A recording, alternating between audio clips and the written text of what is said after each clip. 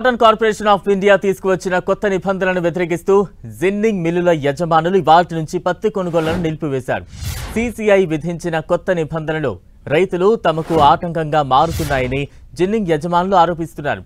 ముఖ్యంగా Kapas Kisan యాప్తో slot booking ఎకరాకు 7 క్వింటాళ్ల పరిమితితో పాటు తేమ కూడా 8% తగ్గించారు. ఈ నిబంధనలను వ్యతిరేకిస్తూ ఇప్పటికే రైతులు ఆందోళన చేపట్టారు. తాజాగా జిన్నింగ్ మిల్లుల యజమానులు కొనుగోళ్లు నిలిపివేయాలని నిర్ణయం తీసుకున్నారు. మార్కెట్లో సీసీఐ కొనుగోళ్లు నిలిచిపోవడంతో రైతులపై తీవ్ర ప్రభావం పడుతోంది. పత్తి కొనేవారు లేక ధర తగ్గే ప్రమాదం ఉంది. క్వింటాల్కు 8,100 సీసీఐ చెల్లిస్తుండగా ప్రైవేట్లో 6,500 ఇస్తున్నారు. దీంతో రైతులు తీవ్రంగా నష్టపోతున్నారు.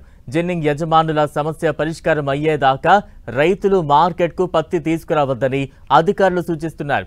కొనుగోళ్లు సక్రమంగా జరిగేందుకు రైతులు మిల్లర్లకు అనుకూలంగా మార్గదర్శకాలు వస్తేనే సమస్య పరిష్కారం కానుంది. రాష్ట్ర కాటన్ అసోసియేషన్ పిలుపు మేరకు అన్ని జిన్నింగ్ మిల్లులకు పని కల్పించాలనే ప్రధాన డిమాండ్తో L1, L2, L3 సిస్టమ్ ఎత్తివేయాలని, రైతులకు అందుబాటులో ఉన్న మిల్లుల్లో కొనుగోళ్లు చేపట్టాలని యజమానులు డిమాండ్ చేస్తున్నారు. ఇక దీనిపై మరిన్ని వివరాలు మా ప్రతినిధి ప్రేమ్ సాగర్ అందిస్తారు. ఉమ్మడి ఆదిలాబాద్ జిల్లా వ్యాప్తంగా కూడా ఈ రోజు నుంచి పత్తి కొనుగోళ్లు నిలిచిపోయాయి.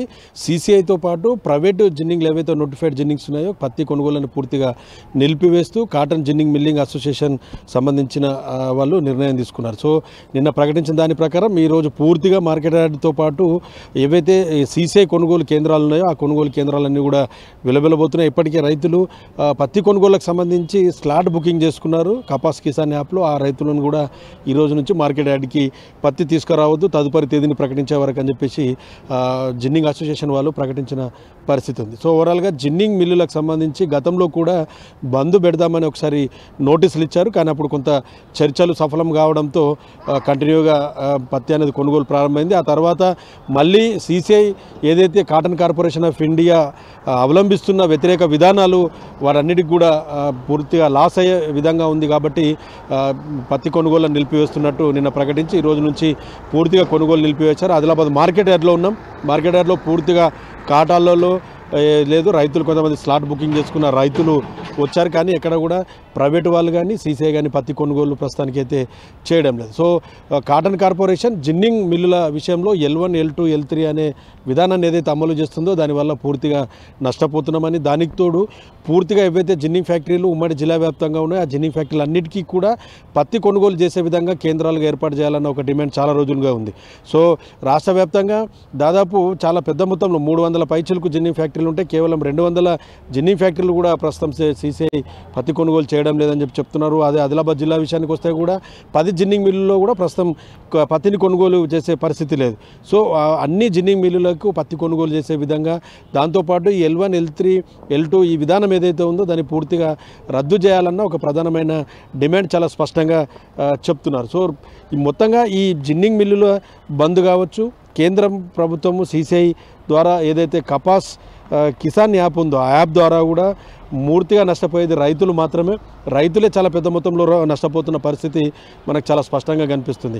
ఈరోజు జిన్నింగ్ మిల్లులు వారికి సంబంధించిన డిమాండ్ల కోసం వాళ్ళు జిన్నింగ్ మిల్స్ బంద్ చేస్తే రైతులే పూర్తి స్థాయిలో నష్టపోతున్నారు. ఇప్పటికే ఇండ్లలో స్టోర్ చేసుకున్న పత్తి చాలా ప్రాంతాల్లో ప్రమాదవశాత్తు నిప్పంటుకొని కాలిపోయిన సిచ్యువేషన్ చాలా వరకు ఉమ్మడి ఆదిలాబాద్ జిల్లాలో మనం చాలా స్పష్టంగా కనిపించాయి. కపాస్ కిసాన్ యాప్ ద్వారా స్లాట్ బుకింగ్ చేసుకోవడము ఒక ఎత్తు అయితే, ఆ స్లాట్ బుకింగ్ చేసుకున్న తర్వాత మార్కెట్ యార్డ్కి పత్తిని తీసుకొని వస్తే తేమ శాతం వాతావరణ మార్పుల ప్రకారం 20-30% తేమ రావడంతో కొంత దాన్ని కొనుగోలు చేయడం లేదు. ఆ తర్వాత రైతు మళ్ళీ ఆ పత్తిని మార్కెట్ యార్డ్లో ఆరబెట్టడం, ఇంటికి తీసుకెళ్లడం, ఇదంతా కూడా భారంగా మారిన పరిస్థితి ఉంది. సో మరో ఆంక్షలు సీసీఐకి సంబంధించి ఎకరాకి 7 క్వింటాలు మాత్రమే కొనుగోలు చేస్తామన్న మరో ఆంక్షలు కూడా రైతు పాలిట శాపంగా మారిందని చెప్తున్నారు. సో ఓవరాల్గా కేంద్రము రాష్ట్ర ప్రభుత్వాలకు సంబంధించి కొంత విజ్ఞప్తి చేసింది కేంద్రాన్ని. సో అయినప్పటికీ కూడా రాష్ట్ర మంత్రి తుమ్మల నాగేశ్వరరావు కూడా మాట్లాడినట్టు తెలుస్తుంది ఈ అంశం పైన, పత్తి కొనుగోలు ప్రారంభించే దానిపైన. కానీ క్లారిటీ రాలేదు. అందుకే ఈ రోజు నుంచి కొనుగోలు పూర్తి స్థాయిలో బంద్ అయిపోయాయి. ఉమ్మడి జిల్లా వ్యాప్తంగా కూడా అన్ని జిన్నింగ్ మిల్లులు కొనుగోలు కేంద్రాలన్నీ కూడా వెలువెలబోతున్న పరిస్థితి ఉంది. ఎప్పుడు ప్రారంభిస్తారన్నది కూడా ఇంకా ఇంకా చర్చల దశల్లో ఉంది కాబట్టి ఏ విధమైన నిర్ణయాలు తీసుకుంటారన్న దానిపైన వేచి చూడాల్సిన పరిస్థితి ఉంది. సీసీఐ మాత్రం ఈసారి కొత్తగా ప్రవేశపెట్టిన విధానాలు ఏవైతే ఉన్నాయో జిన్నింగ్ ఫ్యాక్టరీల విషయంలో కావచ్చు, రైతుల విషయంలో కావచ్చు, పత్తి కొనుగోళ్ల విషయంలో కావచ్చు, ఈ ఏవైతే ఆంక్షల్ని సీసీఐ విధించిందో దానిపైన సర్వత్రా విమర్శలు వస్తున్నాయి. కొంత వాటిని సడలింపు చేయాలి, వాటిలో మార్పులు చేయాలి, గత విధానం ద్వారానే పత్తి కొనుగోలు చేయాలన్న ఒక డిమాండ్ మాత్రం వినిపిస్తుంది. కెమెరా పర్సన్ చందుతో ప్రేమ్ సాగర్, 10 టీవీ, ఉమ్మడి ఆదిలాబాద్ జిల్లా నుంచి.